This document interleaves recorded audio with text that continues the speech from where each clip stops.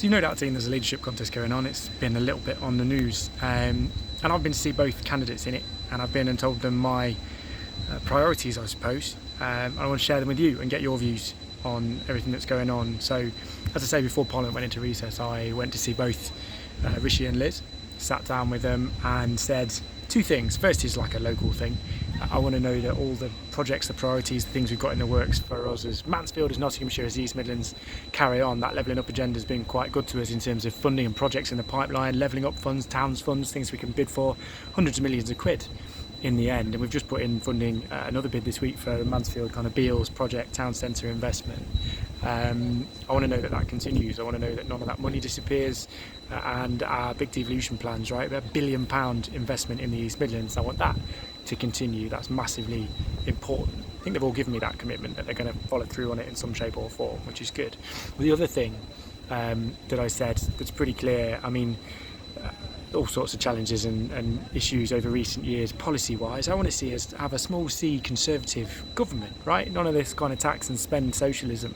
I want to see us act like conservatives, you know, reduce taxes, increase people's freedom and choice, stop trying to meddle in things like free speech and the online harms bill, for example.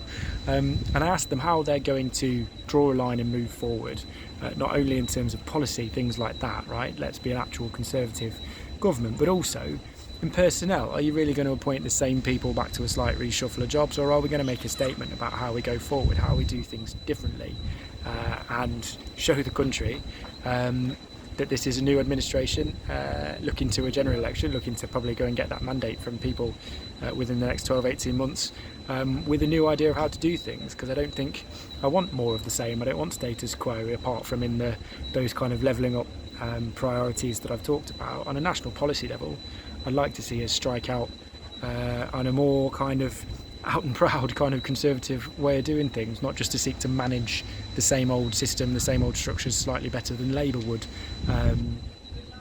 I wanted to hear that kind of vision for the country, and I think we're getting that to a certain extent from both, but to be about change, right? Change of faces, change of voices, change of direction.